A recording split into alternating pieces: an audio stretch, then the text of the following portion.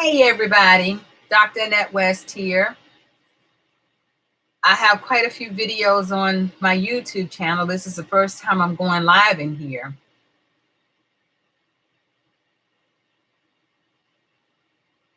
And I just wanted to come on this morning and share a bit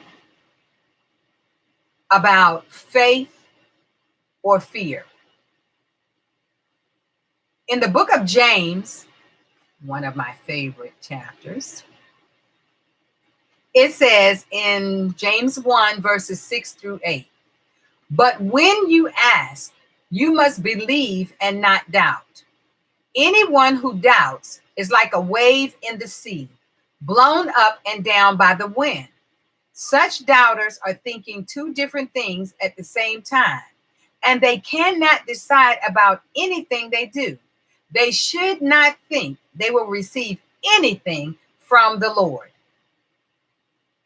Fear, faith. We want to walk in the faith of the Lord, not in fear. And faith is something that occurs when one is alarmed about something that is happening or is about to happen. It's a realization of a danger that has occurred or is getting ready to occur or possibly could occur. And some of you may be experiencing fear in your life. There may be something going on in your life today that has you all bound up, all twisted up, all confused, all frustrated, all stressed out. Faith needs to override the fear. Maybe you have apprehension about something. Maybe you are frightened about a situation. Maybe there's something that you are dreading, something unseen. Now listen, we say we believe God and we believe that God can do all things. But if we believe that God can do all things, then why would we walk in fear? We have to stop. We cannot doubt God. If we are acting in fear, then we are saying our faith is not intact, that we don't have faith that believes that God can really do all things. We need to have faith beyond any type of doubt. Think about this. How can you expect to receive something that you're not even sure that you're going to get? You should be expecting it. You should be expecting it with anticipation. We have to be assured that God is able to do exactly what he says he's going to do. We have to learn how to live in faith. We have to learn how to keep our faith. The good news shows how God makes people right with oneself, which it begins and ends with faith. Romans 1:17 says, but those who are right with God will live by trusting in him. So if we are right in the Lord, we have to have faith in him. We have to have trust in him.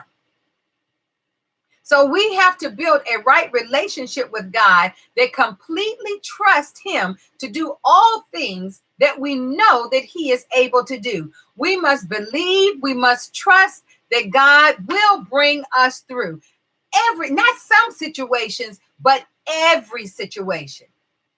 Every valley, we're going to make it through. Every ocean, we're going to be able to cross it. Even if there's a mountain before us, he may not move the mountain, but he'll give us the strength to climb it.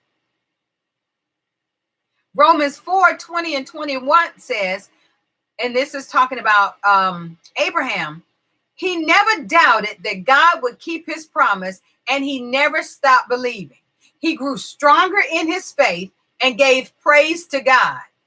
Abraham felt sure that God was able to do what he had promised. So look, we shouldn't doubt. We should keep the promise at hand. We should continue to believe. We should be growing stronger and stronger every day in our faith, knowing that even though we don't see it yet, God said it because God said it, it is going to be so, and it is going to come to fruition. Ask yourself this. So when fear attacks, what am I going to do? Am I going to cry? Am I going to whine? Am I going to moan? Am I going to be grown? Am I going to have a pity party? Or am I going to trust God in the midst of it? And realize that it does not matter how long it takes for the promise to come. I'm going to hold on. I'm going to hold on to his promise. I know that he is going to come through for me. When is he going to come through for me? He's going to come through for me in due season. When is due season? Only he knows. But I'm going to be faithful while I wait on him. I'm going to be actively engaged while I wait on the Lord. Remember, we do not fear, but what we do is avail, for God can do everything but fail. That's my encouragement to you on today, faith and fear.